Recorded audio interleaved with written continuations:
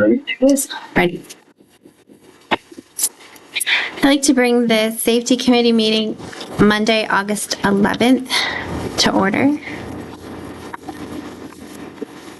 Lisa, can you do the invocation? The mayor, can you do the pledge? Would you please bow your heads and pray with me? Heavenly Father, thank you for this evening, for this opportunity to gather and to make decisions for the city of Streetsboro. Lord, thank you for all of the blessings you have given our city.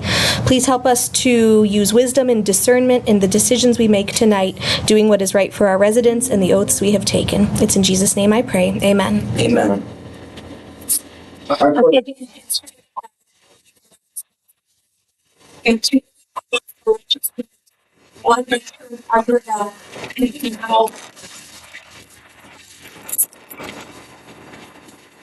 Caroline, can you please call roll?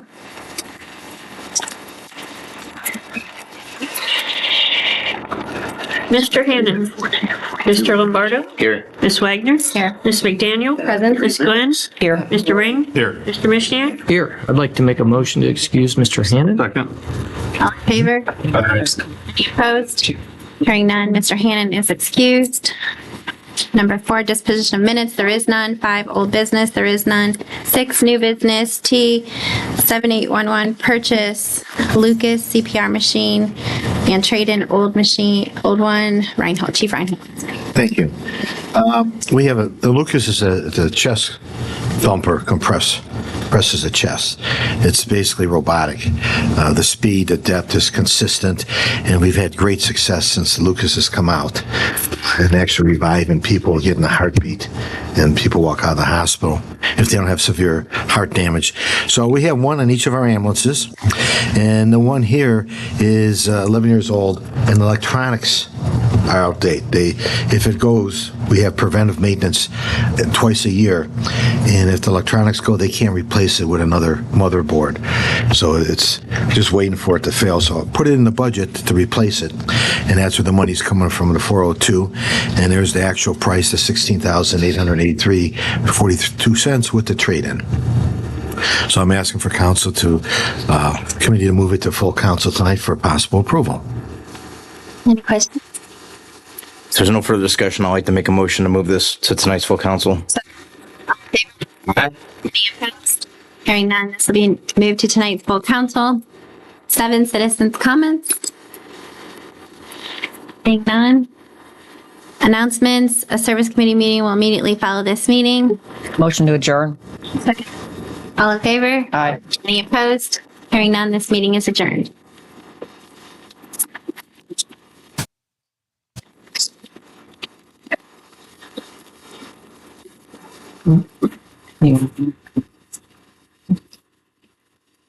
Ready, Caroline? Sure. I'd like to call this service committee meeting of Monday, August 11th, 2025 to order. Caroline, can you please call roll? Mr. Hannon. Mr. Lombardo. Here. Ms. Wagner. Here. Ms. McDaniel. Present. Ms. Glenn. Here. Mr. Ring. Here. Mr. Mishniak. Here. I'd like to make a motion to excuse John. Second. Your first and a second to excuse Mr. Hannon. All in favor? Aye. Any opposed? Hearing none, Mr. Hannon is excused. Item 3, disposition of minutes, regular service committee meeting of July 14th, 2025. Motion to dispose as written. Second. First and a second to dispose of said minutes. All in favor? Aye. Any opposed? Hearing none, the minutes have been disposed. Item 4, old business. Item A, T7808, zoning text amendments to various sections of the code regarding detached accessory buildings, small solar facilities, and accessory use lists. Mr. Tuskowski. Thank you, Madam Chair. I believe that what we need to do this evening is get consensus on the items of the draft small solar facility regulations so that there's consensus amongst council to direct me to revise the draft ordinance as council sees fit.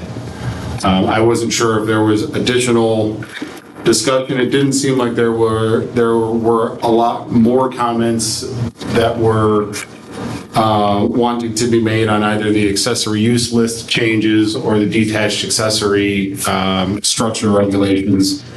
Most of the conversation, I think, focused around the small solar facilities draft. From my markups of the last meeting, I had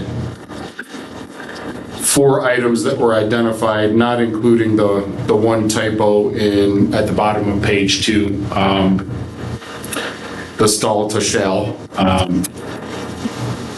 But if I'm off or there needs to be more conversation about it than what was had at the last meeting, please let me know. But if that's not the case, I think we should focus on getting consensus amongst council in order to direct me to make any changes to the draft as we move forward with readings towards adoption. I can outline the four things that were brought up or discussed for revision at the last meeting, if that would be helpful. Please. The first one was to move at the top of page 2, to treat windows and skylights the same, to allow windows and skylights to both be up to 100%, and to keep siding and exterior materials limited as we had proposed in the draft. That was the first one. The second was there was some discussion about removal of the visual buffer and screening requirements. So that's subsection 3E on the same page. And then if you flip to page 3, under the zoning certificate requirements, there was discussion about just reorganizing it so that it was clear that small solar facility site plan review and amendment requirements applied only to non-residential applications. And then there was a comment about the last requirement, any other information or materials requested by the planning and zoning director. Those were the 4 changes that I had noted that were discussed at the last meeting.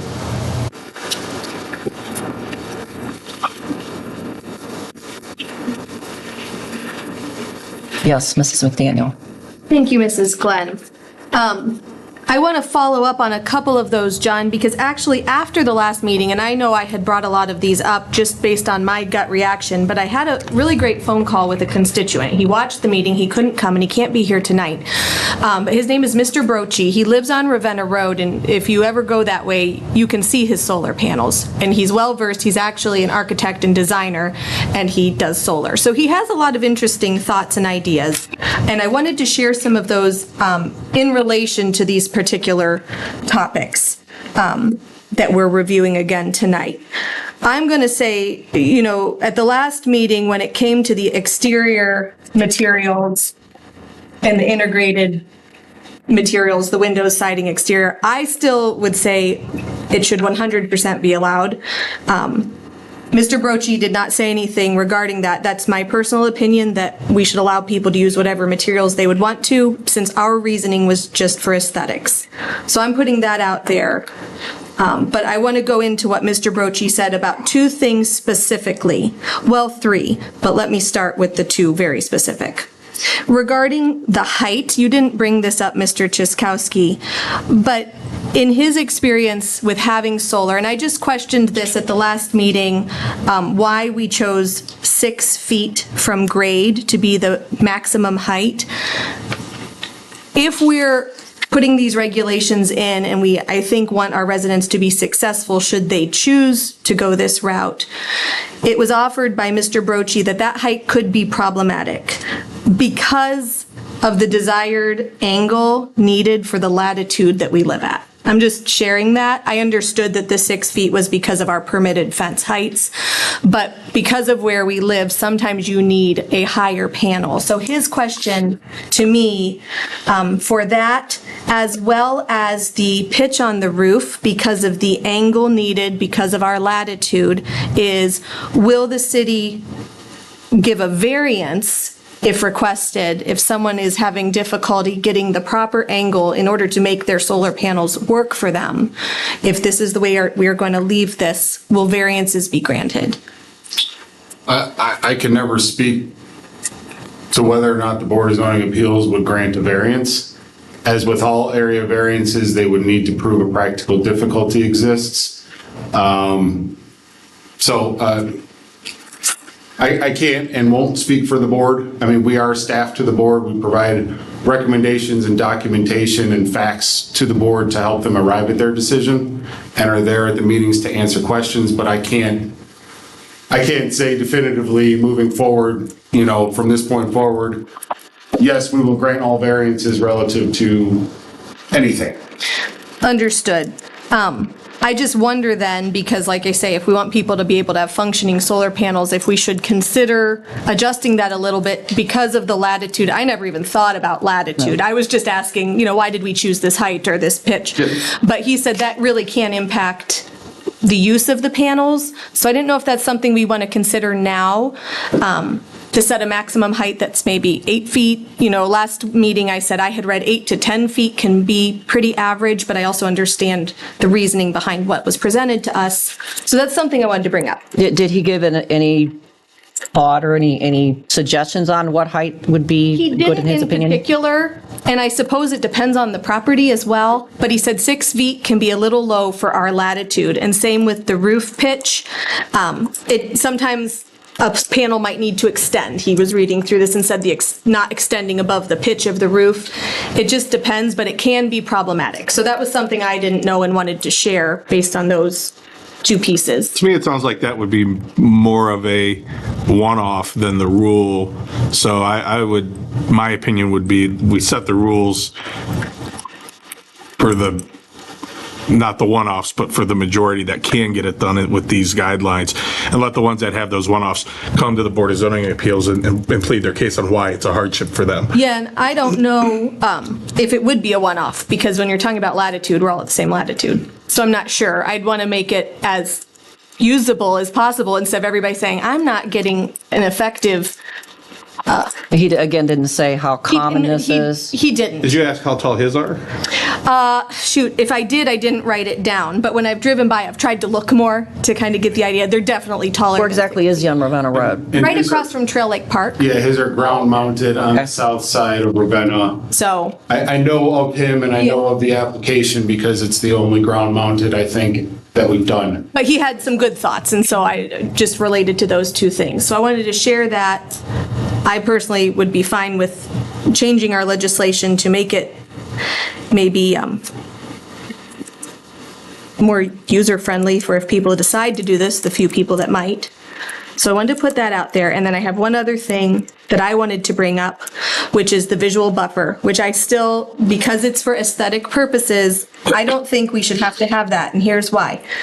Mr. Brochi also said that can really interfere with the solar exposure. And I said, well, that's a good point. I just figured people are already putting in panels now, we're making them block them. But he said specifically in the winter, and this was interesting, the sun is lower. And so if people put up a visual buffer so nobody can see their panel, and then in the winter the sun is lower, they're not going to be as effective because of that blockage. So I thought, well, that's an interesting point to bring up. He also said he can provide a lot of sources about noise. They do not make noise at this amount. He said you'd need 10 acres to make 50 megawatts. People that will have solar panels residentially, there's no noise. So I wanted to share that as well regarding blocking the view of any of the ground mounted. Mr. Chaskowski, I'm just curious, other municipalities, et cetera, I mean, did they have the visual blockage in there or not? Do you know? I'll be honest with you, I have not reviewed many other municipalities' regulations. We started with a model ordinance. And that model ordinance included a blank space for height.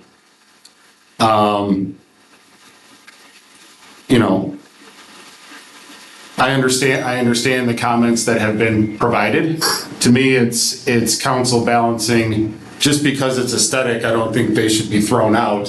there's a balance between efficiency of the solar panels and aesthetic considerations.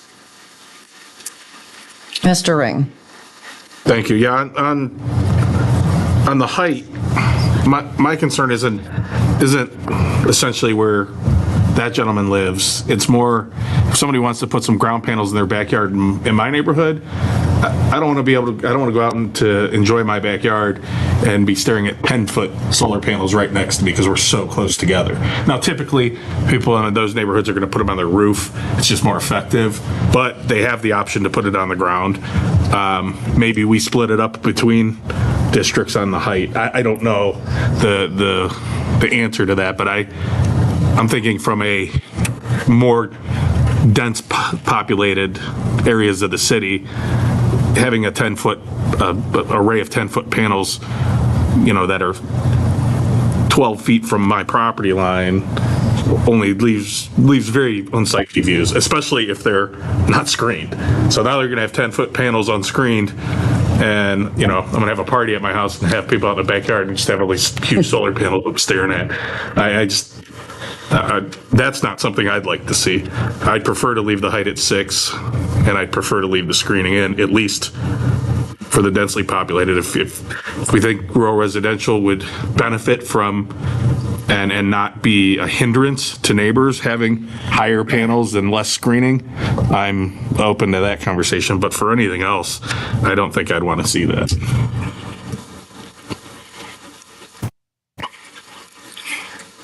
Well, technically you were first, but okay. Go ahead, Mrs. McDonough. I was going to say, Mr. Ring makes a good point, and I tend to think, I don't know, and I don't live in the more densely populated areas, but people that might be going for solar or looking to put panels might tend to be the people who are more out in the less densely populated areas. I don't know that for a fact. So maybe that is something that gets divided between, we don't want 10-foot panels where in your area, but maybe out where it's more wide open, you'd put one and you would not even notice it. So maybe because we're such a unique city where we have varied districts, that might be something we should consider. Mr. Mayor. We've heard from this again, and you heard from Mr. Use your Ware. mic, please. What does the rest of the council feel? I mean, it's something you want to keep going, tossing back and forth, or just council want to go forward with what we have. And there is variance, as John said, if they choose to practice with, we can go back and forth all night long. And I would just like to know how the rest of the council feels. Are they in favor of one or the other? We need at least 4 votes to get this passed. And if there's not 4 votes to get it passed, then, we may have to go back and do it. But I think that John has worked very hard on this, and I understand your friend is a pro and all that stuff here, but Mr. Ring brings up some great thoughts too. And most if not all of the solar panels that I've seen in the subdivisions have been on the roofs of houses. They have not been in the backyard. As far as the barrier or aesthetic, people may not want to look at them. I mean, it's not any type of harm to have them hidden from view if someone, so that they're not there. And I understand, we're 34, I think we're 34 degrees of latitude, so 40 degrees of latitude. And, if you put the on the edge of the desk, when that sun comes down, they may just have to put their blocking a little bit further back so that they can get full view. Instead of taking it off completely, put the onus on them. If we want them to put up some type of a visual barrier, then they have to plan their items. They have to plan, and in a rural area for you, it wouldn't be as hard to plan to move it back a little bit. But in the subdivisions, we're really not looking at a lot of people putting up their own mounted ones. It wouldn't make a difference, because no matter how far you go back, depending on which direction your house is, you may not be able to get the sunlight. Yeah. It would really, instead of us going back and forth for hours and end here, I would like the rest of the council to to speak up and do we go with what we have, or do we go ahead and we change it? Well, I'm going to speak now for myself because I'm going to agree with Justin. In my neighborhood, I don't want to see solar panels out my back door either. I mean, it really would be unsightly. But I'm also open to the rural residential having different regulations for that district. I'm fine with that. So, anyone else? I'm kind of in that same boat. Yeah, me too. For RR, I mean, I just think they're a little different. I don't have a problem with what the mayor's saying at all. I just think out in the RR, I'm okay if somebody has an amendment they want to do or something different. Marianne? It can very easily be drafted so that it separates from the height perspective, it separates the RR district from the other. Did you want to make a comment? Yes. Okay, please step up to the podium, state your name and address for the record, please. Up to the podium, and speak into the microphone so we can hear. I used to live in Streetsboro, on 5 Edmund Avenue. I do not live anymore in Streetsboro. Can I make a comment? Yes. For Streetsboro, for the zip code, it's not big zip code, so 32.1 degree for the angle, tilt angle you need for the solar panel, and it varies season by season. All four, like each quarter, it has to change from 32.1, 17.1, 32.1 in spring, summer 17.1, and fall 32 again, winter 47. So I'm just giving a little my opinion. That needs to be tilted different angle to maximize its use if this is a solar panel, and the height will determine how high it can go. I assume I'm very much interested in having solar panel, but I did not. So if you mount on the rooftop, its angle is fixed. If you mount on the ground, you have opportunity to change. Many people who are going to invest, they're going to invest in automated angle changing based on the sensors. So angle will determine the height. If it's 6 foot high and it's a 4 foot tall one panel, then it's going to go a little bit close to 10 foot. So ground mounted will be higher. On the rooftop, yeah, you can see it, but you cannot change the angle unless that will be very difficult. So that's my input. Thank you. Yeah, thank you.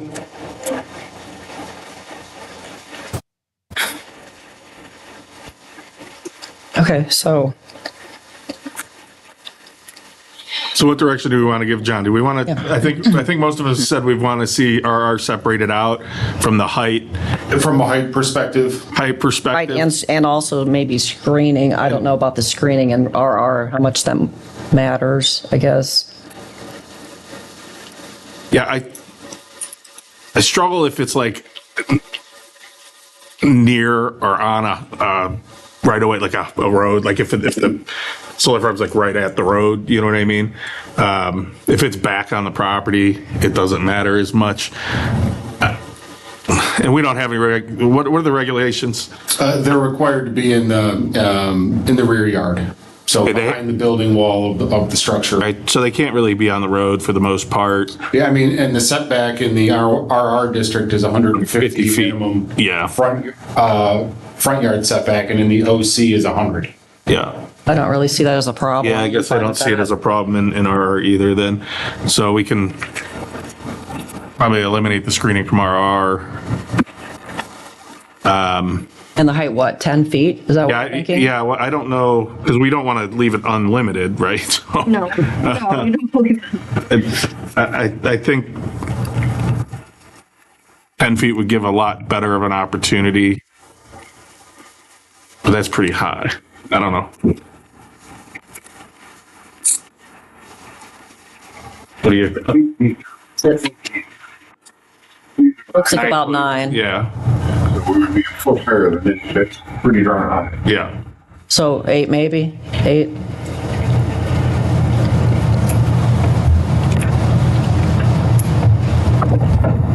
Yeah, I mean, yeah, I don't know what the right answer is. I don't know the right answer. No, I don't You either, guys know but- me well enough. If we're being specific to RR, if that's what we're talking about right now, and we're saying a maximum height, I'd say 10 feet. Most people are going to want to put as short as possible because it's going to cost less. The higher you get, the more material you need. So I guess I'd say maximum. And that's only because when I did some reading, which was minimal, I'm not an expert, I read 8 to 10 feet is ideal. I don't know if someone would really put up 10 feet tall panels. I really don't. But if we're being specific to RR and that the range, that's good. I don't know that people are going to push it to the limit. I wouldn't if I were doing it. Height that balances efficiency with practicality. The average height generally ranges from 3 to 5 feet above ground. However, this can vary based on several factors, the type of solar panels, and blah, blah, blah. Factors affecting height. Standard is 3 to 4 feet. Seems like if that's the case, then 8 should be 20. That's almost twice as high. That's twice as high as 4 feet.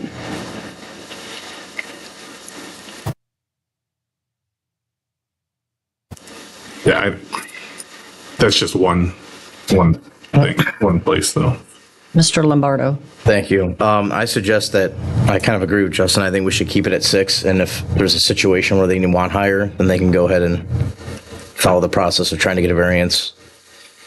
I mean, we have to move with this, and I mean, we have to start somewhere and then see where it goes. And if we do have a situation where people do want 8, then we need to come back and talk about it or figure it out then. This is my opinion. Okay, so We're just talking for RR though. just RR. Yeah. We're still at 6. I think we're at everywhere 6 everywhere else. RR and OC, right? I think 8 foot's practical for RR. Yeah, this one's saying 6 to 10 feet. So I mean, you're getting different answers, but I think 8 foot's pretty. I mean, think about it. If this is 9, you know, I'm almost 6 foot, so standing up, that's 2 feet above my head. That's pretty high. 8 feet's the standard height of an inside ceiling. Yeah. So, Lisa, what do you think? 8 feet then? I said what I think. Oh, yeah, okay. I would put it to 10. And You I would put don't it to 10. think most So you said people. 10. I really don't think most people would put up a 10-foot. I really They probably wouldn't. But I guess I'd make the limit and let people put up, most people, I shouldn't say most people, if it were me, I wouldn't want something probably more than 5 or 6 feet. It would. I'd want it as short as possible over in my yard. That's not going to be attractive to me either. Affordability, attractiveness, but I would allow people to go as high as they feel they need, up to 10 feet. If this is what we're reading, Justin just found that as well. So I'd put that. That's what I would do. That would be my vote. Jen, what'd you say? I'm good with 6 to 8. 8 to 10 would be fine, yeah. Steve? And roll. I'll go with 10 in the RR. 10 in the RR. Yeah. I'm a RR. We're at 6 for everywhere else. RR and OC, right? I don't like the legislation. Most people won't do that because if we write it in the legislation, it gives everybody the opportunity to do it. So when I think about writing legislation, I think about what, if everybody wants to do it, what's it going to look like? Now, are most people going to do it? Probably not, but everybody has the opportunity to do it. So, you know, if everybody does it, what's it look like? That's how I kind of think of things. So if every resident in the RR district put 10-foot solar panels up, what's that going to look like in the RR district? I'd still be okay with it. Go ahead. I'd still be okay with it. I'd rather see everybody have solar panels than see more power plants and other things coming up. I'd rather see everybody have an individual setup of solar panels for clean energy for their private residence, even if it's 10 feet tall in RR. So I'd still be okay with it if everybody in RR did it. Okay. Well, it sounds like there's majorities at 10, so John? All right, we're going with 10? So it's a maximum height in the RR and OC districts of 10 feet. Yeah. Keep the 6 in the other districts. Yes. Retain the buffering in the other districts, but eliminate the buffering in RR and OC. Yeah. Yes. The other one that you briefly touched on, Ms. McDaniel, was the windows siding exterior. I'm still in the mindset of windows 100% and not the siding. And I go back to the siding is not attractive. It's not. I just And I wouldn't want that. I wouldn't want that on my neighbor's house. It just from a home value standpoint, it just doesn't look good. And I don't want my property value to reduce because someone else's house looks not junky, but looks boxy and unattractive. So I'm all for the windows because those don't look bad. They look like pretty much normal windows for the most part. But siding all up and down the house, I'm a no on that. I don't know. Everybody else has got to weigh in because we know Lisa's a yes. I'm a no. No, I don't like this. I looked up some pics here of the siding, and it's not attractive at all. I mean, I wouldn't want to have to look at that all day next to my house or even on my own house, honestly. I'm a no for the You're siding. no on the siding? Jen's a no. Tony? No. Steve? I'll go with whatever the majority is. Oh, the majority is. I don't have a horse in that race. Yeah. I really don't. I'm okay with that. The windows, yes. Siding, no. Okay, so as we discussed at last meeting, windows and skylights would be up to 100%, and siding and exterior materials would be as was proposed. Correct. Okay, I did want to clarify, I just looked in the OC and the RR district, and we had proposed to allow detached accessory buildings in any direction relative to the principal building, so they wouldn't have to be in the rear yard. They could be in the front and the side, so long as they were not in the required front yard. So they would still be required to be 150. It'd still be a setback. Yeah, okay. Yep, that's fine. I just wanted to make sure Yeah, it doesn't hurt anything. that everybody was clear there. Okay, so I can move forward with this change as proposed. The building materials, we talked about. The buffering, I'll make those changes. And then the zoning certificate requirements, just clarifying that the site plan review and site plan amendment apply to non-residential only. So that was just kind of a pagination thing. Instead of it being 3 small solar facility site plan review, that would become C and everything else would be bumped in. Yep. And then the other thing that was discussed was an issue with the submittal requirement, giving me the flexibility, or the planning and zoning director the flexibility to ask for information and materials as requested. What was I don't recall the discussion on that. It was me. It was me saying, I just think that. She thought that was, she thought it was, yeah, opening it And you big. said, we have that all over the Yes, place. that's And I what said, well, that this is the first time I've seen it coming to us to be okay with, and I just think that's so It very. does seem pretty open. I think it's pretty open-ended. I don't know if there's a better way to say that, or, I still think what it covers and why we have it all over the code is because there are going to be situations that are going to require other documentation, whether it's because a stormwater management plan changed or something and now they got to submit that document. And if we don't allow him the flexibility to require that, that can really be a problem. I'm not going to fight you on it. I don't like it. Honestly, council, I think it comes down to having trust in you, who you've hired to administer the code, and know that that individual is not going to over ask or cause an overly burdensome application for any reason whatsoever. Well, I would expect that you just get the normal stuff that you need and you wouldn't ask for anything additional from anybody unless it was a situation that required it. 100%. Yeah. I'm comfortable with that in there because I think that's kind of a catch-all for situations that we cannot foresee or predict, and when they arise, doesn't become an issue and it doesn't become a liability. My opinion. all right. So we need a motion to make all those changes, yes? Are we keeping the any other information or materials I think we should. as it is? Yes, yes. I just want to make sure there's consensus. I mean, everybody, yes, we are? Okay. Lisa's not fighting it, but she's, That's all right. deal. I'm not Okay. gonna fight you. Yes, we're keeping it. Okay. Those were all the items. I apologize.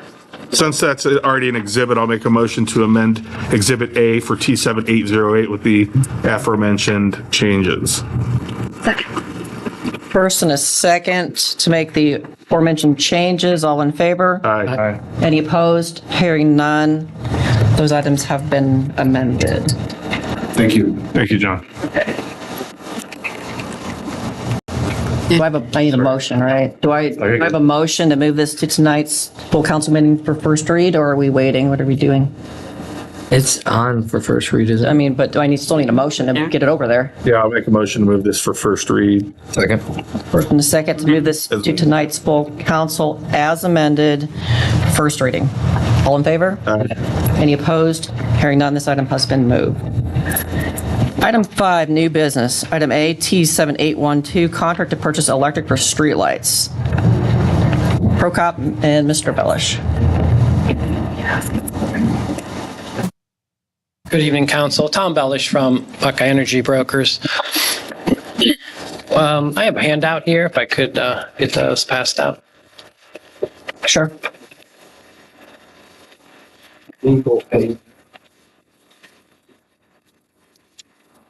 Thank you.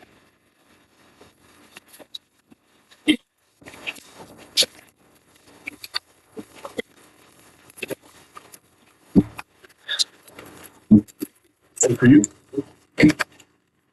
So I did last week forward some information, but that's really changed this week. So I'm not sure what you saw. You may have seen offers up to 48 months, but the supplier on this is Dynegy, and they're only going 32 months. Just a policy change on their part, not to take any risk past 32 months.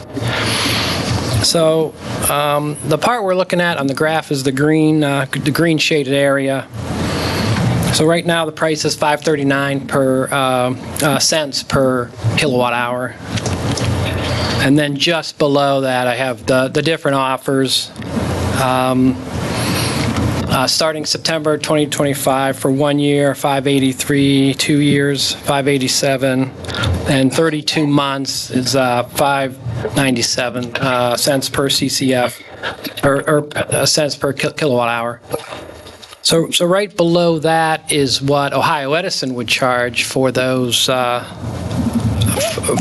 streetlights. So about 7.4 in the summer and 6.7 in the winter.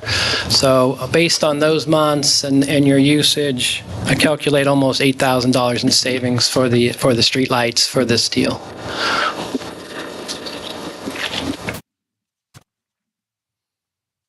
So which deal are we authorizing you to go so with? we would recommend the 32-month. That takes it through May of 2028. And that's really, as far as the capacity is capped. So the price of transmission capacity is capped at $325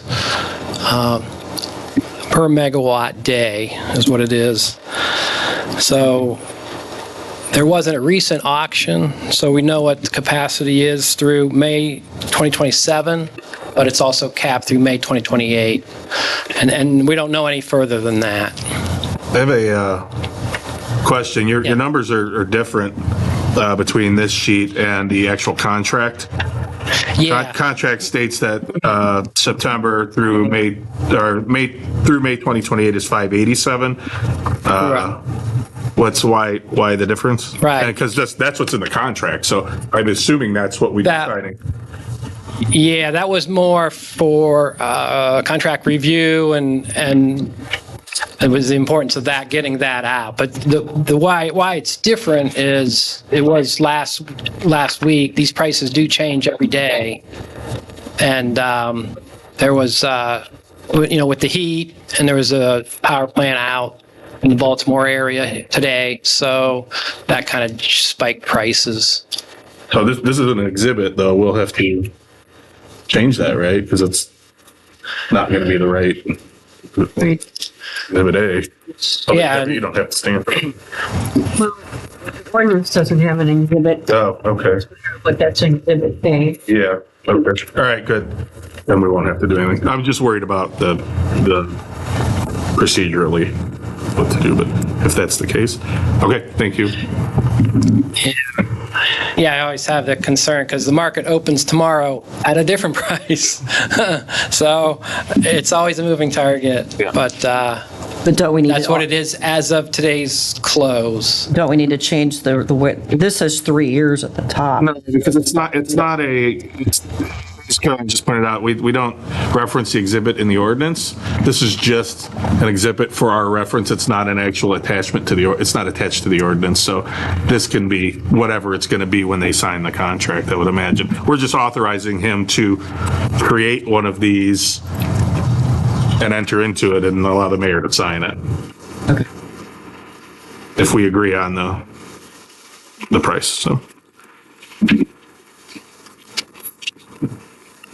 But the price can be different tomorrow. Yeah. Is that correct? So today it's $539, tomorrow could be different. Yes. I mean, I'm okay with $597. If you're looking apples to apples, it is quite a savings. All right. Okay. Any other questions? No? Was council okay with? I'll make a motion to move this to tonight's full council. Second. First and second to move this to tonight's full council. All in favor? Aye. Any opposed? Hearing none, this item has been moved. Thank you, Mr. Bill. Thank you. You might as well stay up there, Mr. Bellis. Stay up there. You're next. Item B, T7813, contract with Interstate Gas Supply for gas aggregation. Mr. Bellish. Yeah, so last week we had the agreement with Interstate Gas, and I think they're very much a step up from the last supplier we had. And, I'm proud to continue to be working with them. I worked with them over 20 years. Last year they just were not the low bidder. But they do have a local rep as well, which is I like even better because we used to always work with them out of Columbus, and now they have a local rep. So with that, and their track history is excellent, customer service is excellent. Very long history with this company. They've been really good to work with, and Strike price is $459. $459. Yes. So This contract is signed, correct? That's Missy? correct. Yes, and Yes. Mr. Bellish? yes. Can I ask you a question? What's this offer? Okay, yeah, I also brought an offer for the city buildings. Now, normally for commercial, I can get a better rate than residential. So 427 was today's best rate I could find. So I just wanted to offer that. In the past, I brought $450 to $5, and I knew those were high, but that's where the market was. So it's come down some, so it's more attractive. So 427 for 1 year for the city buildings is available. Will we have to have a separate contract for that? Those would have like a separate So we'd have thing. to get Separate another term. contract and get that signed then, right? Yeah.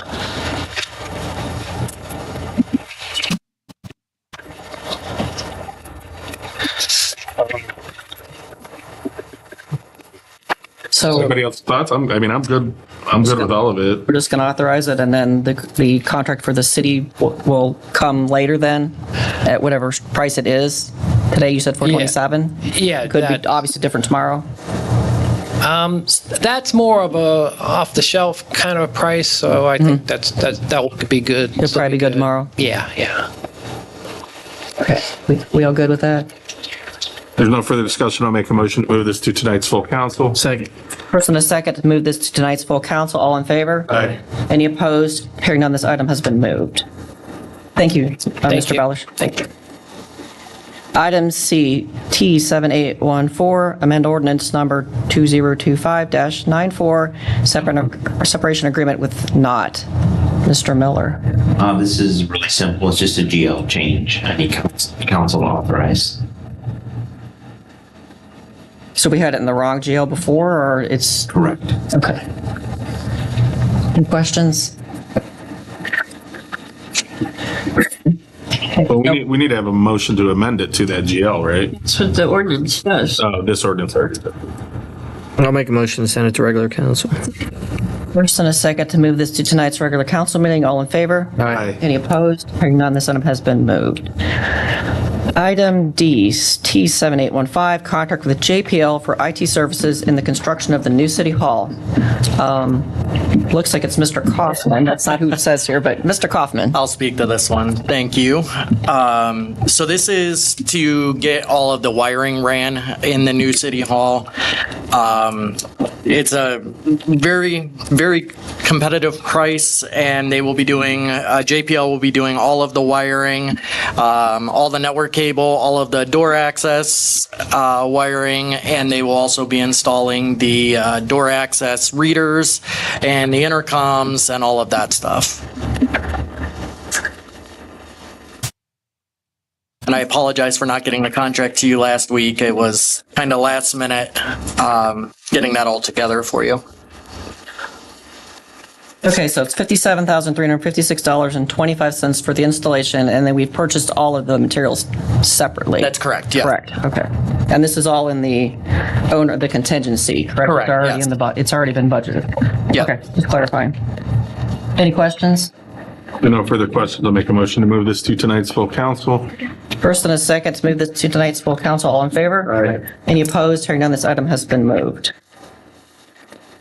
Item E, T7816, extends solar facilities moratorium. Mr. Cheskowski.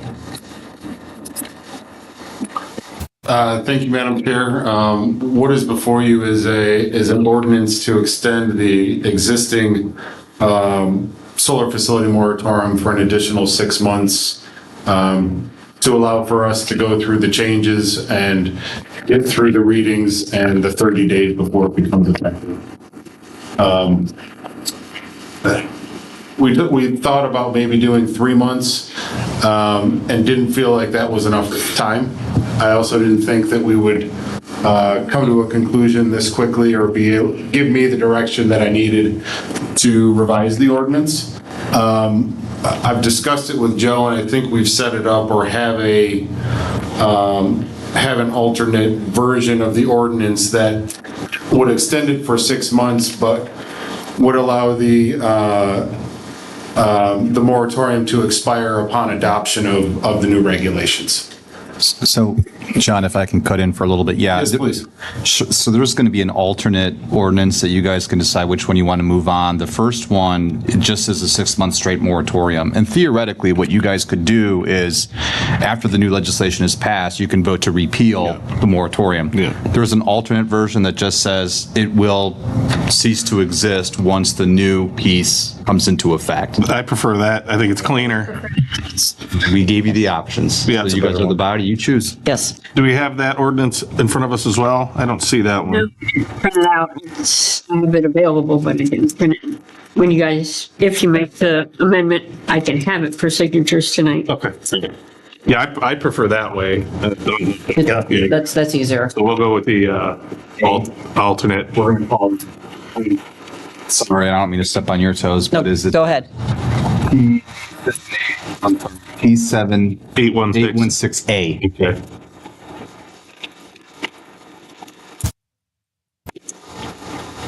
If there's no further discussion, we'll move P7816A to tonight's full council. As amended. Not amended. It's its own. It's a, well, we're Amended from T7 or T816A. The A means amended. It's a different language. As amended. Second.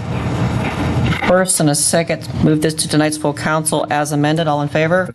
Any opposed? Hearing none, this item has been moved. Now, let's see. Item F, T7817, contract with AECOM to update the hydraulic water model. Mr. Bill Miller.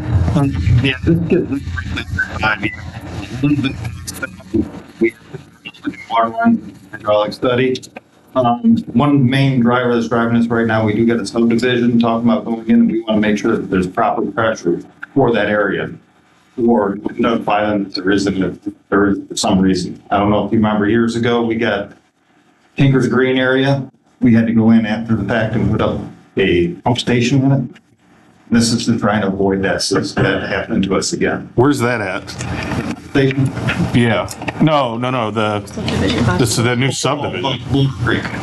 Oh. Right up there. That. It's a low pressure area anyway. We'll definitely make sure that we give it direction to what we have. Very good. No further discussion. I'll make a motion to move this to tonight's full council. First and a second, to move this to tonight's full council. All in favor? Aye. Any opposed? Hearing none, this item has been moved. Item G, T7818, grass cutting violations, liens. Mr. Bill Miller. This is the grass that's up to date right now. We are going to go ahead and have some of these mowed one more time before we have this, if it can be moved to August 28th meeting, and then we will send it to Porter County. They certify them in September. So you just want to move this agenda item to... And there might be some changes. We're going to mow a couple of these one more time, so there might be updated numbers next time. There will be. Okay. Yeah, but... Marianne, you want to... Hi, good evening. Please state your name and address for the record. My name is Sufia Rahman, 595 Edmund Avenue, Streetsboro. We have received a notice from city for mowing the grass, and we've been cutting the grass since past 10 years. Me and Mohammed Sheikh, co-owner of the property, we've been taking care of it, and the grass was mowed all time. We have noticed that why we received that notice, even though it's already cut. I may use some notes because I'm not a public person to talk. Sorry about that. So there's nothing mentioned which side needs attention in the notice, even though we mowed the grass periodically on time from the front and back of the property lines, especially 6 to 10 feet inside our property lines as stated. We are confused why we received the notice now and nothing has been said since the last 12 years of maintaining the property. Just so you know, there's no neighboring house within 100 plus of our property lines. So why we didn't receive similar objection before? Was it an exception that time? Why west side is the only concern? Why not east side of the house? We want to continue to mow only the 6 feet inside the property line at the front yard and backyard. If it's a code violation, then we seek an exception because of the property topography and creek crossings. I want my ex-husband to speak on my behalf for the said property or answer any questions if you may have. Yeah, I don't think that's a question we can answer. Have you spoken with the building or the zoning department? The zoning inspector came and he surveyed it, and he said he'll get back to us this week, but we haven't received any. I did talk to him today, and he said that he was out on Friday. Okay. And I guess you say ex-husband, correct? Yes. I guess took him on a tour of the property. Right. And he's telling me that he pointed out at certain areas that I guess are not mowed. My name is Rana Sheikh. I live on the property. There are some areas that were undeveloped that we didn't touch because of like the topography and the creek crossings. And for the last 12 years, if we haven't touched it, it just kind of makes no sense for us to get like a notice now. That's why we're. Mr. Mayor.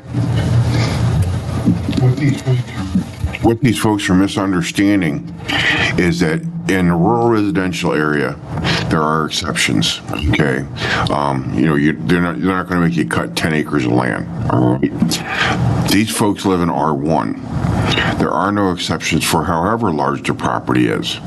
Okay, there are numerous people that live on 2 or 3 acres of land that mow the entire property, and what Andre was pointing out to them is that they have left more than a few areas that are well overgrown, that because it is an R1, they need to be maintained in such a manner that they're not overgrown.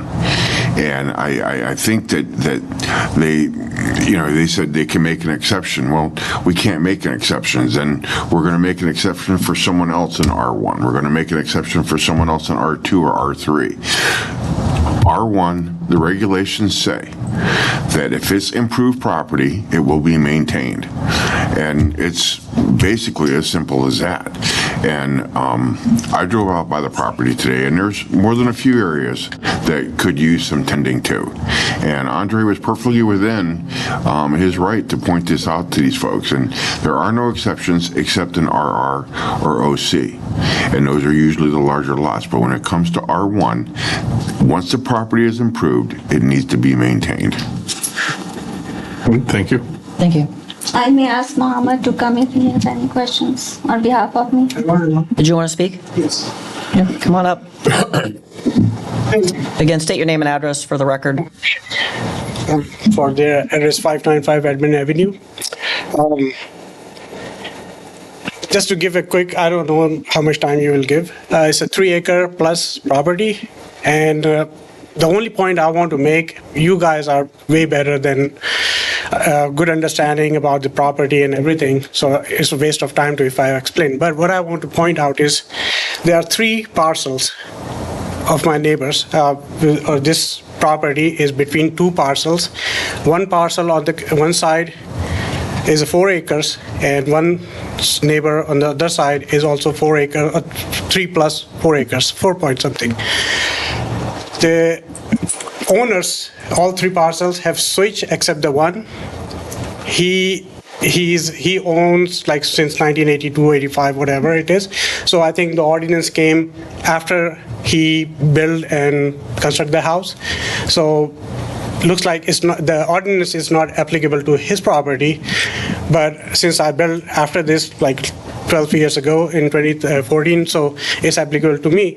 So I just want you guys to consider is he has no riparian setback. The creek crossed through all 3 parcels, all like 12 acres from the front yard, from east to west. This gentleman enjoy, or I don't know how to put it, but he moved everything, including the riparian setback and everything, which is not applicable to him. But now since we built it, we did not know there is a such thing exists. After building it, we found out, okay, on the surveyor says there's a riparian setback they're going to put. So they put here, okay. Point of order, Madam Chair. Pardon me? Point of order. Yes. We are discussing placing liens on properties that we have already mowed. Isn't this more appropriate to come up under citizen comments instead of something we're discussing specific legislation for something else? I suppose technically, but I mean, I guess maybe we can, since we're already in it, maybe we can just finish it up and. So I mean, you are correct. The riparian setback, from what I understand, does not affect your neighbor. It affects you. But the parts that are not mowed are not part of the riparian setback, from what I've been told. That is okay. So what's the issue then? So issue is the area, whatever is growing before we purchase a property. We did not touch that area, except what was permitted for us to build the house. We built the house. There are 4 parcels behind the property, so it's like 400 foot wide. We built only 100 foot of the property, and one side is 100 foot left, 200 foot on the other side. So we only maintain the front to back exactly 100 foot. We never mow, we never grow anything, so nothing we have done. So for 12 years, nothing has been done, nothing has been said, and we never stop anyone to come. A lot of time. We also invite zoning and other director to come visit whenever we have permitted work done. No issues, but suddenly it becomes an issue, and it's an issue because someone filed a complaint. That's why it's an issue. Yeah, okay, that's okay. Thank you. The city did not come out just to attack you. There was a complaint that was. Either it's a complaint or it's city came. So if it's a complaint, we talk to the neighbor, and neighbor we are talking last 2 years, I think. whenever something happen, a tree fall on their backyard or something, they text us and we go and clean it up. So we have communication. So we talked to them when we got this notice and we asked, like, did you call city? And gentleman says no. So, I mean, I don't. A lot of times people aren't going to want to tell you that they called and complained. Okay, so I don't know exactly who complained, but I know there was a complaint, and that's why the zoning inspector went out, was to follow up on a complaint. So we get a complaint, he has to go out and investigate. So only thing I'm asking is, since we did not mow or do anything in that area, the vegetation grows and dies every season, every year. We do not touch, we do not seed or do anything. It was there. So why, if it's complaint, why it becomes complaint now? I understand there's a front yard, but front yard we always maintain crispy clean, 6 foot to 10 foot inside the property line. Beyond that, there's then creek comes, then beyond that, like our landscaping start for the house. House is not visible. The area zoning inspector is concerned cannot be seen from the street. He said, he confirmed, we can tell you, we have pictures. Look, you cannot see because there's a thick tree line in the creek. You cannot see unless it's winter time. So ordinance says, if it's unsightly, you will get citations, but you cannot see unless you walk in. So my concern is, if someone walked in, then we did not give permission. That's separate thing. This neighbor, if he's complaining. Well, somebody complained, and so they must be able to see it from their property, I'm guessing. So if that neighbor we are talking about, next neighbor, then he has to come just to see it cross the property, because the big tree line separate our property, and you have to walk in at least 20 foot inside my property line to see this. So my question is, I mean, we will move. We will mow if you need to. If that's the issue, we will mow, not a problem. But I'm saying, why this now? Because I left the property and now she has to take care of my kids, has to take care of what?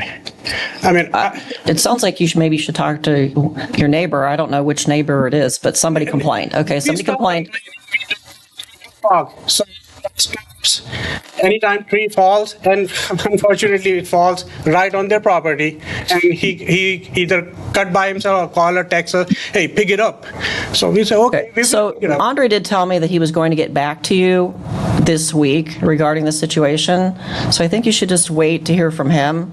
But Andre's just enforcing the existing ordinances. Okay, that's what his job is, to enforce the ordinance. This ordinance has been in effect for a long time. I did ask him. It's not anything new.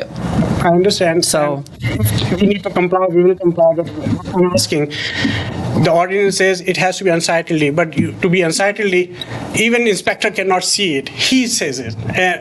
I have a picture. So if you cannot see it, my house is 300 foot plus inside the property line from the front yard. So we will comply. It's not an issue. We do not break the law. Well, again, I just wait to hear from Andre, because he said he was going to get back with you. He told me the first part of the week. So sure. I think you should just wait to hear from him. And because, again, he's just enforcing the current ordinances. And like the mayor said, you're R1. If you were RR, it would be different. Sure. So that's done. We'll take care of it, and we will wait for his response. Okay. I want to finish what I was. Well, I mean, you kind of are way. I mean, you really get 3 minutes here, and you're way over 3 minutes. Thank you. So, okay. Thank you. Okay, so we did not move this to the next meeting, correct? We're going to put it next. We were going to put finance. it. We're going to put it at the finance committee meeting. Oh, just council.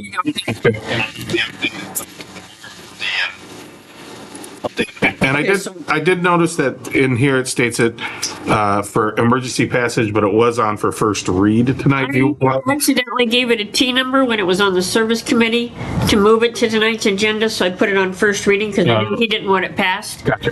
You can do that if you want to, just do first reading and then we'll move it on to the next meeting for emergency to be passed at the end of August, or you can move it straight to August and skip tonight's council meeting, whatever. Okay, all right.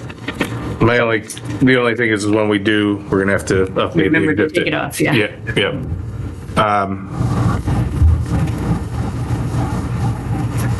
All right, so what do you want to do? You want to move it, just to move it to August? Jen Yeah. says move it to August. All right. Make a motion to move this to the August full council meeting as an emergency. Second. There you go. And first and a second, to move this item to the August 28th council meeting. 28, whatever. Is that the right day? 28? Yeah. Let's just make sure. It's the 25th, August 25th, council meeting. 14. Okay, so first and a second, move it to, wait, all in favor? Aye. Any opposed? Hearing none, this item has been moved to August 25th. Okay, item H, T7819, purchase a 2026 F-350 crew cab truck. Mr. Bill Miller.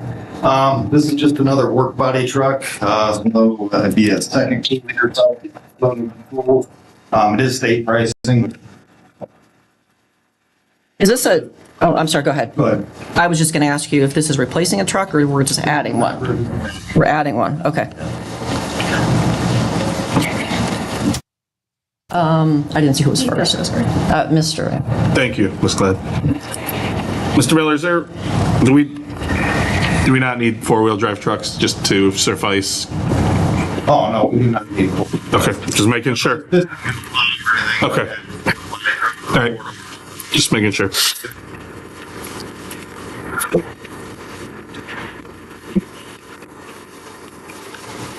Yes, Mrs. McDaniel. Thank you, Mrs. Glenn. On the ordinance itself, I just wanted to check, after the title, the first whereas says that we're purchasing the truck for an amount not to exceed $68,000, and then the second whereas has the 800 for the wrap. Is that correct for the first one, or should that say 67,200? Because the total is not to exceed 68,000?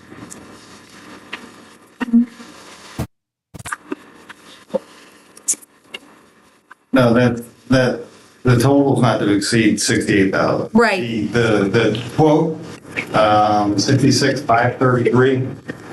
The current state pricing is maybe updating that, and they think it might go up $750. So I left it a little bit higher, so I don't have to come back for council $700. I think this is more of a question for legal. So the body of the email says the total amount not to exceed 68,000, then the two whereas equals 68,800. So should we just amend the total in the line to say 68,800 to make it? To not to exceed 68,500? Yeah, I would do that. Let's just do, better be safe than sorry than have to come back and redo it. Yeah. Just in case. As long as the council's comfortable with it, I'm comfortable with it. Where are we making the change?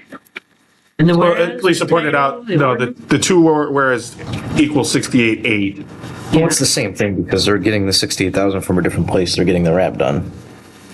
Yeah, but that doesn't matter because it says here that the amount's not to exceed 68,000 for everything. For the purchase of the Ford truck. Yeah, Bill said For an amount not to about exceed 68,000. 65 or additional 750, 66 something, so he's got plenty there. He's not gonna spend the 68. So the whereas says 68 plus another whereas with 800. Section 1 says 6,800. Section 2 says another 800. The only place is in the title where it says 6,800 and the wrap isn't priced at all. Is that what we're questioning? No, I think it's fine as is, to be honest with you. He's saying not to exceed 68, but his bid's for 65, may go up 750. So that's gonna put him at, he's not gonna spend the 68, even if you add the 800. Mr. Miller, is that accurate? Yeah. Yeah. Yeah, if they got 60. Yeah, and Lisa, if you read the whole title, that 68 only is applying to the truck. Okay. The 800 Yeah. for the graphics. Okay, I just wanted to make sure because that caught my eye and I thought, oh. I think it's okay as is. I don't see an issue with it. That's fine, thank you. There's no further discussion. I'll make a motion to move this to the full council. Second. First and a second, move this to tonight's full council. All in favor? Aye. Any opposed? Hearing none, this item has been moved. Item I, T7820, purchase a 2026 Western Star 47X plow truck. Mr. Bill Miller. This was budgeted for. We are currently just gonna buy the chassis this year, and we're gonna outfit it next year's budget. So this was planned, earlier in the year, and then this is also a state priced truck. I'll make a motion, to send this to tonight's regular council. Second. First and a second to send this to tonight's regular council. All in favor? Aye. Any opposed? Hearing none, this item has been moved. Item J, T7821, amend ordinance number 2025-93, Amazon IT purchases. Mr. Hoffman. Thank you again.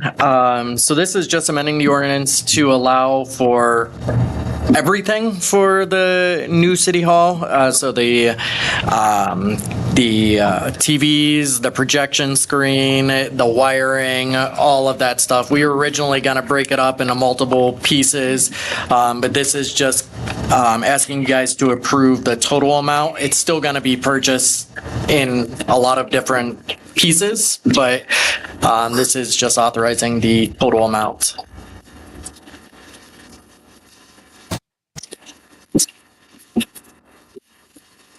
Thank you, Mr. I just have a question. On page 3, we're buying an 85-inch Samsung for $1,295, but on the first page, we're buying a 75-inch for $3,500. Why? If I recall, the 75-inch is going to be in like the gallery area, so it's a lot higher quality TV. It was a recommendation from our contractor. I mean, it's 8K. The difference between 4K and 8K is negligible to the normal person who isn't a movie file or whatever they're called. And what are we doing with it? What's the purpose of it? In the lobby. It's just going to be for people to watch? Correct. Yeah. It'll be for council meetings. It'll be for, it'll have things scrolling on it during the workday, the week, whenever. So there may be videos playing on it. If we have like Parks and Rec events or stuff like that, we'll have things scrolling on it. Why don't we just get a second 85-inch TV for $1,295? We could. I mean, I have no issue with changing. $2,000, yeah. Yeah. Do you think, Yes. Do you think, Mr. Coffin, that would be an okay quality to have in the lobby if we just get a second one of those, do you think? Yeah, 4K, I agree with Mr. Ring. 4K is more than enough. I have no problem changing that one. That's a guy. I have no issue with that. Okay, I'm going to make an amendment, or I want to make a motion to amend the. Is it an exhibit? It's not an exhibit. Well, you have received.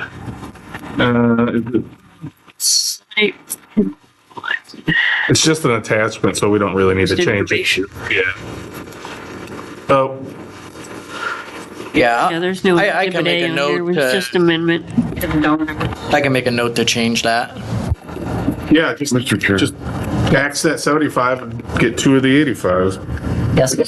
Yes. If you don't want to change all the figures and numbers, we would be happy to supply you with an itemized list of what we bought in relation, so we can show you that we didn't spend $3,400 on an 85-inch TV or whatever the case may be. You can amend if you want, but I mean, we'll be happy to supply you with an itemized list of the money that we spent, and that money would just be returned back to the owner's contingency. It would stay in the contingency, right? Yeah. So, I mean, that's an option.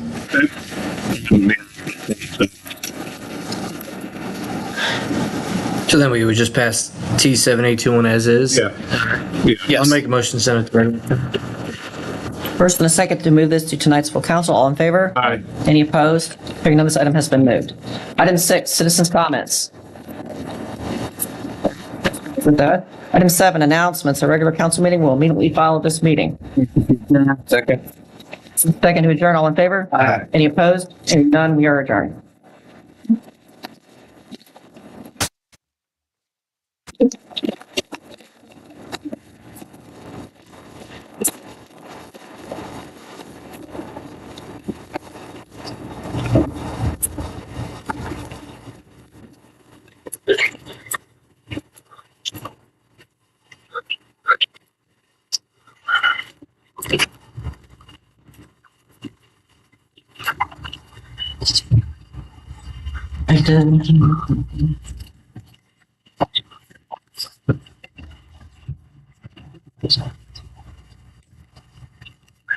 Ready? Okay. Okay. I'd like to call this regular council meeting of Monday, August 11th to order. Caroline, please call roll. Mr. Hannon? Mr. Lombardo? Here. Ms. Wagner? Here. Ms. McDaniel? Present. Ms. Glenn? Here. Mr. Ring? Here. Mr. Mishniak? Here, I'd like to make a motion to excuse Mr. Hannon. Second. First and second to excuse Mr. Hannon. All in favor? Aye. Any opposed? He is excused. Item 3, disposition of minutes. There are none. Item 4, citizens' comments. And please state your name and address for the record. Hi, I'm Mary Kay Reynolds, 9174 Olga Street, Streetsboro, Ohio. Thank you for hearing me tonight. I'm not sure if you guys follow Blasioli's postings where they do special monetary giving to different organizations. They chose Signatory House this past Monday.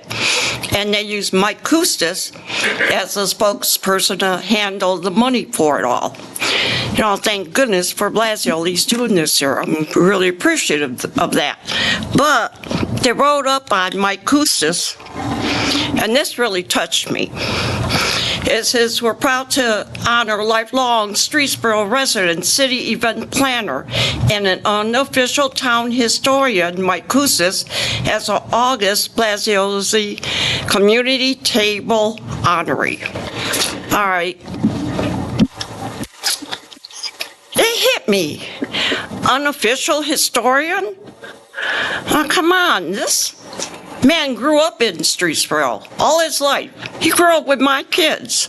We know his grandmother, God bless her soul, and everything. But if anyone wants to know anything about Streetsboro, he has it. If he doesn't, he'll find it, and he'll find out who has it.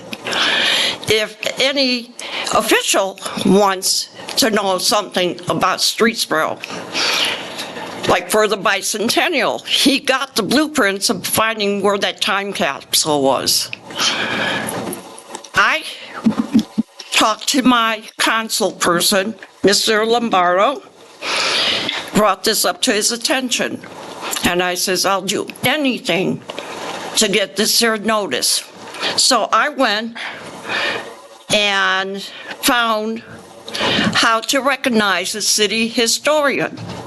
And in the paperwork, it says, formal appointment is made by mayor or governing board for the cities, towns, villages, and states like New York are required or appoint a historian. It's commonly the mayor who makes the appointment. It can also be made by a board of commission in other cases like town council. A historian commission might be responsible for appointing a historic commission might be responsible for appointing a city historian. This is not a paid position. It's not an award at all. This is the love of a person who has for his city, its growth, his history. And it's a lot of time-consuming work for this person to do, and all by himself. This is a recognition for this man. I think Mike Kustis should be recognized as our city historian and put in the books. So if anyone follows him, if any of you guys disappear and we get new people up here and they need to know, well, who do we look to? His name's in that book, Town Historian. And I think we should recognize him. Thank you for hearing me out. Thank you.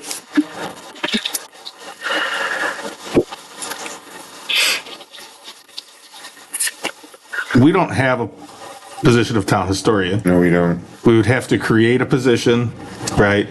And then look to appoint if it was actually a technical position, right? Even if it's unpaid. Yeah, theoretically, it might even require a charter change. Yeah. If it's not in our charter, which, as we know, it's not. It's a difficult process Yeah. to do.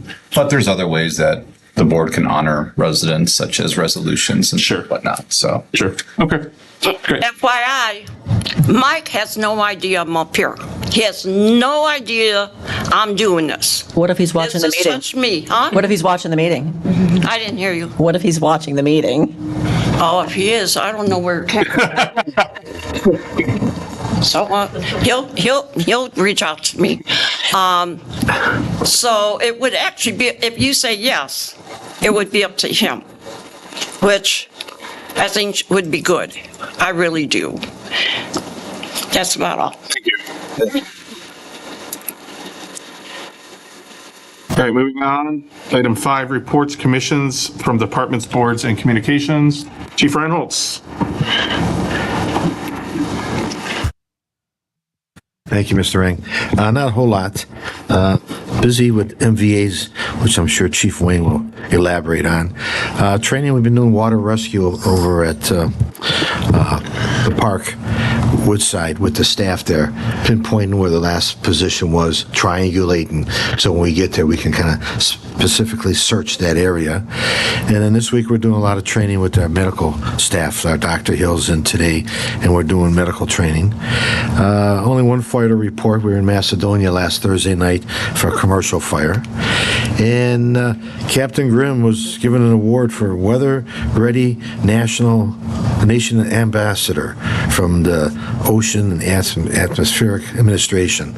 So all the work he's been doing, posting on the website about weather and promoting weather awareness. We actually got awarded a grant from Norfolk and Southern Railroad for $2,500, which I'll be bringing to council on the 25th to accept. And that's it. Thank you. Chief Wayne? Just briefly, I wanted to, I guess, give a big thank you to all the very patient drivers that we dealt with today. That was one of the biggest messes I have ever seen in the 30 years that I've been here. For those of you who don't know, a dump truck took down a telephone pole and power lines, which of course went across 14 in multiple spots. So closing 14 all the way into rush hour, it was a nightmare. It was like a 5-hour closure. Was it 6 at 5 or it was 11 in the morning till? Yeah, it didn't clear up until I think it was like 4:30 when they finally got. There was just nothing we could do with it. I mean, we had electrified power lines across the road, and of course they completely across the road. And our driver just continued on to Cleveland, but we got him back. So I think that'll make somebody happy because there's going to be insurance involved. But how did you track him down? Traffic cameras? His fellow truckers dimed him out. Yeah, they had seen him pull out and gave up the information on it. I don't know that he knew he actually did it. I think it was part of his tarp that was still up, and it just created quite a mess. But I got to tell you, everybody from day shift was out directing traffic, and 99.9% of all the drivers could not have been more courteous and friendly and appreciative of everybody being out there. We only got yelled at a couple times, which for the thousands of cars that went past us, that was pretty good. So, and I don't think that we had any accidents involved because of it. I watched one almost happen, but he finally turned around instead of looking at the pretty red and blue flashing lights of the car that was stopped ahead of him. But it was quite a team effort, and I really did appreciate all the courtesy that we got and the patience from all the drivers, because I know 14, when they were coming up diagonal, when I was trying to get looped around, it was backed up all the way to Lake Rockwell, like onto Lake Rockwell. So it was a mess, but everybody did really good with it. So thank you. Thank you. Ms. Lockhart-Reese, anything from HR? All right. Mr. Kaufman, we heard from you. You have anything else? Okay. All right. No more TVs. Yeah. Ms. Eggert? Microphone. Turn her microphone, yeah. You should be good. Should be good. Go ahead. registration site go live this Friday. So we've been working on that. It's been a little bit of an undertaking, but ready to launch it. We're excited. Crew is playing with it today, getting everything uploaded. So that'll be nice to have. Drainage at the dog park is also wrapping up. We'll get T scheduled here soon to come in and, take care of putting fencing back up. So that's something the guys have been working really hard on to get taken care of. The bathrooms at City Park, thanks to Service, they've been helping, get a lot of that taken care of. So it looks nice and good for the Brew Bash. So if you have not seen the inside of the bathrooms yet, please do at the Brew Bash because they look phenomenal. Sure, we will all have to at the Brew Bash. Yep. And then we've got that obviously this Saturday, 14 breweries, 13 barbecue trucks, got 15 other food trucks, and then 35 non-food vendors, as well as activities and things going on throughout the park. So it will be a lot. It'll be a lot of good things happening. Nice. Thank you. Mr. Amalia? Winking Lizard has submitted some of their formal applications as of today, so it's good to see that project moving forward. Nice. Mr. Cheskowski? I have nothing new to report, just making progress on the items I previously spoke about. We should be getting responses to the RFP/Q for the useless update. They are due to me by the end of this week. So we've had a good amount of interest. I'm excited to review them and then interview prior to bringing anything to council for approval. Good, thank you. Mr. Checkeye, would tell me we're 2 months ahead of schedule on City Hall.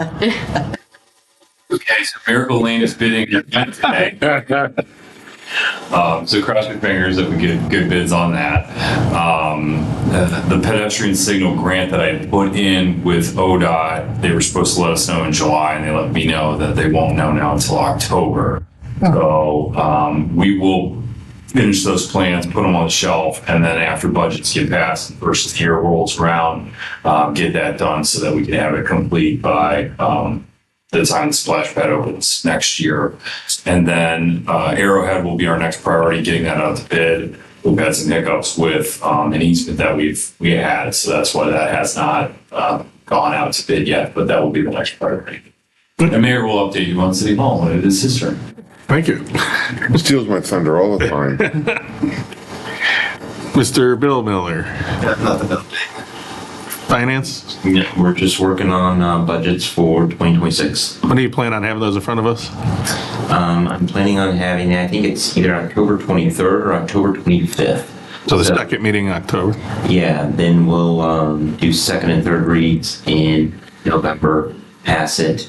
I usually like to pass it by Thanksgiving. So right around Thanksgiving, that leaves the month of December. So you will definitely have a chance to be involved. Very good. Thank you. All right, moving on. Oh, you know what? Law, anything? No report this evening. Thank you. Introduction of legislation containing statement of emergency. I'll make a motion to suspend the rules for T7811, T7812, T7813, T7814, T7815, T7816, T7817, T7819, T7820, and T7821. Second. We have a first and second to suspend the rules of 3 readings for said T numbers. Caroline, please call roll. Ms. Glenn? Yes. Mr. Mishnak? Yes. Ms. McDaniel? Yes. Ms. Wagner? Yes. Mr. Lombardo? Yes. Mr. Ring? Yes. All right, item 1, T7811, purchase Lucas CPR machine and trade in old one. Caroline, please read by title. 811, a resolution authorizing the mayor to enter into a contract without competitive bidding with Stryker Sales LLC for the purchase of a Lucas CPR machine for use by the fire department and declaring an emergency to expedite the purchase. Motion to adopt. Second. We have a first and second to adopt. Caroline, please call roll. Ms. Glenn? Yes. Mr. Lombardo? Yes. Ms. Wagner? Yes. Mr. Mishnak? Yes. Ms. McDaniel? Yes. Mr. Ring? Yes. T7811 now becomes ordinance 2025-97. P7812, contract to purchase electric for streetlights. Caroline, please read by title. An ordinance authorizing the mayor to enter into a contract without competitive bidding with Dynergy Energy Services LLC for the purchase of the city's requirements for electric power necessary for street lighting for a period of 3 years and declaring an emergency in order to respond to a time-sensitive proposal. Motion to adopt. Second. First and second to adopt. Caroline, please call roll. Mr. Mishniak? Yes. Mr. Lombardo? Yes. Ms. Glenn? Yes. Ms. McDaniel? Yes. Ms. Wagner? Yes. Mr. Ring? Yes. P7812 now becomes ordinance 2025-98. P7813, contract with Interstate Gas Supply for gas aggregation. Caroline, please read by title. An ordinance authorizing the mayor to enter into an agreement with Interstate Gas Supply LLC to supply natural gas to eligible consumers within the city of Streetsboro pursuant to the city's opt-out natural gas aggregation program and declaring an emergency in order to expedite the contract. Motion to adopt. Second. A first and second to adopt legislation. Caroline, please call roll. Mr. Lombardo? Yes. Ms. Glenn? Yes. Mr. Mishniak? Yes. Ms. McDaniel? Yes. Ms. Wagner? Yes. Mr. Ring? Yes. T7813 now becomes ordinance 2025-99. P7814, amend ordinance number 2025-94, separation agreement with NOT. Caroline, please read by title. An ordinance amending ordinance number 2025-94 approving a separation agreement between the city and David Nutt and declaring an emergency in order to implement the separation agreement according to its terms. Motion to adopt. Second. Okay, first and second to adopt. Caroline, please call roll. Mr. Lombardo? Yes. Ms. Glenn? Yes. Mr. Mishniak? Yes. Ms. McDaniel? Yes. Ms. Wagner? Yes. Mr. Ring? Yes. T7814 now becomes ordinance 2025-100. T7815, contract with JPL for IT services for the construction of the new city hall. Caroline, please read by title. An ordinance authorizing the mayor to enter into a contract without competitive bidding with JPL Connect LLC for IT services in the construction of the new city hall and declaring an emergency in order to continue construction uninterrupted. Motion to adopt. Second. Okay, first and second to adopt. Caroline, please call roll. Mr. Lombardo? Yes. Ms. Glenn? Yes. Ms. McDaniel? Yes. Ms. Wagner? Yes. Mr. Mishniak? Yes. Mr. Ring? Yes. T7815 now becomes ordinance 2025-101. T816, as amended, extend solar facility moratorium. Caroline, please read by title. This is an ordinance extending the temporary moratorium on the issuance of planning, zoning, and building permits, approvals, and certificates related to solar electric generation facilities and declaring an emergency to authorize the extension prior to the termination of the current moratorium. Motion to adopt. Second. Okay, first and second to adopt. Caroline, please call roll. Mr. Lombardo? Yes. Ms. Glenn? Yes. Ms. McDaniel? Yes. Ms. Wagner? Yes. Mr. Mishniak? Yes. Mr. Ring? Yes. T7816A now becomes ordinance 2025-102. T7817, contract with AECom to update the hydraulic water model. Caroline, please read by title. An ordinance authorizing the mayor to enter into a contract without competitive bidding with AECom for a water system hydraulic model upgrade in an amount not to exceed $43,000 and declaring an emergency in order to effectuate the terms of the agreement. Motion to adopt. Second. A first and second to adopt. Caroline, please call roll. Mr. Lombardo? Yes. Ms. Glenn? Yes. Ms. Wagner? Yes. Mr. Mishniak? Yes. Ms. McDaniel? Yes. Mr. Ring? Yes. T7817 now becomes ordinance 2025-103. T7819, purchase a 2026 F-350 crew cab truck. Caroline, please read by title. An ordinance authorizing the mayor to enter into a contract without competitive bidding with Cronin Ford North LLC for the purchase of a 2026 Ford F-350 XL Crew Cab SRW two-wheel drive for use by the service department for an amount not to exceed $68,000, and a contract without competitive bidding with Graphic Expressions to wrap the truck, and declaring an emergency in order to put the vehicle into service as soon as possible. Motion to adopt. Second. A first and second to adopt. Caroline, please call roll. Mr. Lombardo? Yes. Ms. Glenn? Yes. Mr. Mishniak? Yes. Ms. McDaniel? Yes. Ms. Wagner? Yes. Mr. Ring? Yes. P 7820 now becomes ordinance 2025-105. Wait, Am I right? 104, isn't it? 101, 102, 103. Oh, 104. You're right. I'm sorry. I'm down on the wrong. Now it becomes 2025-104. 7820, purchase a 2026 Western Star 47X plow truck. Caroline, please read by title. An ordinance authorizing the mayor to enter into a contract without competitive bidding with Truck Specialists Inc. for the purchase of a 2026 Western Star 47X plow truck for use by the service department for an amount not to exceed $124,806, and declaring an emergency in order to put the vehicle into service as soon as possible.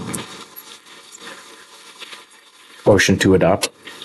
Second. The first and second to adopt. Caroline, please call roll. Mr. Lombardo? Yes. Ms. Glenn? Yes. Mr. Mishniak? Yes. Ms. McDaniel? Yes. Ms. Wagner? Yes. Mr. Ring? Yes. T 7820 becomes ordinance 2025-105. T 7821, amend ordinance number 2025-93, Amazon IT purchases. Caroline, please read by title. An ordinance amending ordinance number 2025-93, authorizing the mayor to enter into a contract with Ubiquity Inc. and Amazon for the purchase of security access control system cameras and related accessories for the new city hall, and declaring an emergency in order to respond to time-sensitive proposals. Motion to adopt. Second. The first and second to adopt. Caroline, please call roll. Ms. Glenn? Yes. Mr. Lombardo? Yes. Mr. Mishniak? Yes. Ms. McDaniel? Yes. Ms. Wagner? Yes. Mr. Ring? Yes. T 7821 now becomes ordinance 2025-106. All right, moving on to first reading, T 7808, zoning text amendments to various sections of the code regarding detached accessory buildings, small solar facilities, and accessory use lists. Caroline, please read it by title.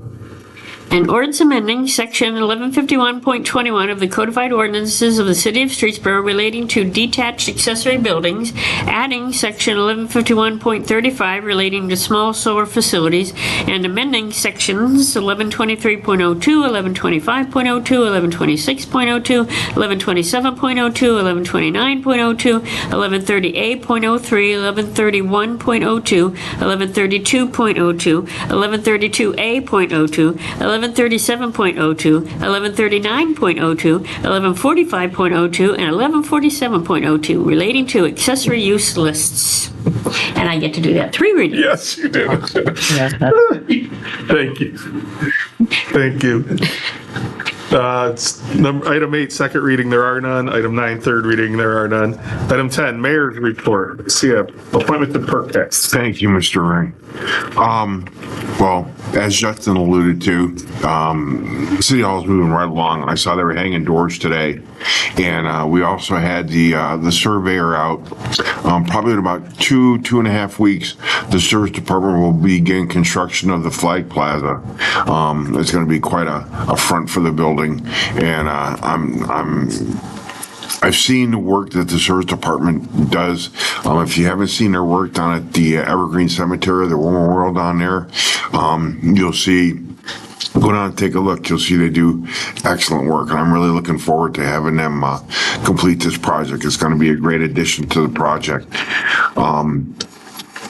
Elliman and Ferguson have been completed. Completed as far as we're going to go this year. And next year we will finish those off. Price Road will start, they're scheduled to start on the 25th of August, and I think they have a 30-day completion, Justin. I think it's about a 30-day completion. And that'll be Ferguson Road or Price Road, in my recollection, has never been paved. So And it's a joint project. We did receive OPWC funding on that, and it's a joint project with Shalersville. They own half the road or a certain portion of it, and we own half. And I'll be glad to see that project get completed.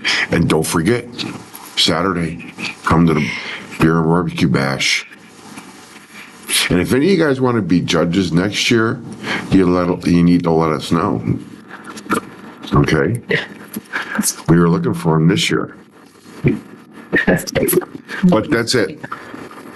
Well, you should have told us. One of my favorite foods is barbecue. One of my favorite foods is barbecue. I forgot whatever. Joe Yanish is on PERCAC. He couldn't be here tonight, but he does want to get reappointed to PERCAC, and Sam has no problem with him. I have no problem with him. He's been a good, he's been a good participant. If council, I know that the ordinance says that, they must be here, but he's known to us. If you would approve him, that would be fine. If you want to wait till he comes back, that would be fine also. But I'd like to put Joe Yanish up to be reappointed to PERCAC. I don't have a problem with not being here. I think, well, I don't know if we all know, but most of us know Joe, so. Yeah, I'll make a motion to accept the mayor's nomination of Joe Yanish to PERCAC. Second that. But first and second to approve the mayor's appointment of Joe Yanish to PERCAC. All in favor? Aye. Any opposed? Hearing none, is appointed. Thank you. That's it. Thank you. All right, President of Council's comments. Yeah, I'm looking forward to the Brews and Barbecue event. Like I said, some of my favorite foods, barbecue. Last year it was great. I stuffed myself well beyond what I should have. I can't really drink beer because my stomach doesn't like it, but I did it anyway, and on top of all the barbecue, it might have not been the best idea, but I plan on doing that again, so. So you learn nothing? No, not when it comes to barbecue beer. So that's all I have, I think. Oh, school's starting up soon, next couple of weeks. Everybody, make sure you please be aware of kids walking, school buses. Make sure you're stopping when they have their stop signs out, please. I see far too many complaints of people not stopping when those stop signs are out, and that's very dangerous. So just keep in mind to watch out for school buses, school kids. In the next couple weeks, they will be very present. Now that's all I have. All right, item 12, council members' comments. We'll start with Ms. Glenn. I don't think I have anything tonight. Ms. Wade. I will be at the Brew Fest volunteering, not drinking, because then I have to go to work. So maybe I'll eat some barbecue. I don't know, but it'll be breakfast for me. But go on. Nothing wrong with the brisket for breakfast. Me too. Mr. Mishniak? I have none. Ms. McDaniel? Yeah, I just wanted to say thanks to Samantha and the Parks and Rec Department and the Senior Center. My sister and my 4 oldest children and I got to spend Thursday afternoon with them at their senior summer potluck picnic party. We provided the entertainment. Heather and I played for a while, and then the next generation of folk musicians in the family shared their music while the seniors played cornhole. And this was our second year doing it, and it was really nice. So thank you for that special event for the community, especially the seniors. And that's all I have. Mr. Lamar? See everybody Saturday. That's all I have. All right. Announcements. The Brew and Barbecue Bash is Saturday, August 16th, 2025 from 12 to 7 p.m. at City Park. I'll add, school starts Thursday, August 21st, 2025. There will be a public hearing, small solar facilities and finance committee and regular council meeting on Monday, August 25th, 2025, starting at 7 p.m. in council chambers. Motion to adjourn. Second. First, second to adjourn. All in favor? Aye. Any opposed? There none. We are adjourned. Thank you, everybody.